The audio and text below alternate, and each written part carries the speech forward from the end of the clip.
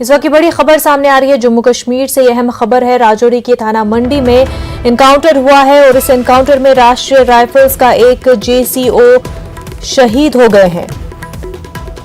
राजौरी की थाना मंडी से आपको यह अहम खबर बता रहे हैं। राजौरी की थाना मंडी में एनकाउंटर हुआ है और इस एनकाउंटर में राष्ट्रीय राइफल्स का एक जेसीओ शहीद हो गए हैं।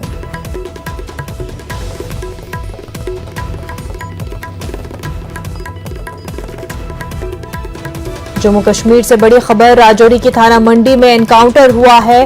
राष्ट्रीय राइफल्स के एक जेसीओ इस एनकाउंटर में शहीद हो गए हैं। मजीद तफसीलात के साथ शक्ति शर्मा राजौरी से हमारे साथ जुड़ चुके हैं। शक्ति, एनकाउंटर के हवाले से अपडेट बताएं।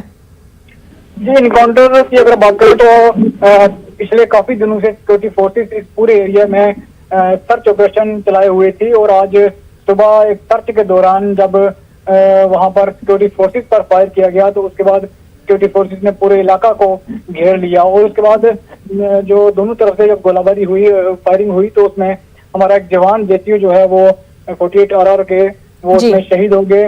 हालांकि एक टेररिस्ट जो है वो मिलिटेंट वो भी इसमें जख्मी है और अभी भी इनकाउंटर जो है वो इस पूरे एरिया में चल रहा है। जी शक्ति, तो इस वक्त आसपास के इलाकों में किस तरह की सिक्योरिटी सूरत हाल है?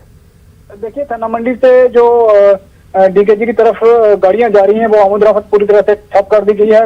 किसी भी गाड़ी को थाना मंडी से डीकेजी की तरफ जाने की इजाजत नहीं है और इसके अलावा थाना मंडी बाजार हो या इसका आसपास का जो भी एरिया है, पूरे एरिया में जो है वो सर्च है और पूरे एरिया को जो है लोगों को ये कहा गया है कि वो अपने घरों के अंदर रहें, कोई भी शख्स जो है वो घरों से बाहर ना निकले और इस पूरे एरिया को जो है कार्डन किया गया है। एनकाउंटर जो है वो चल रहा है।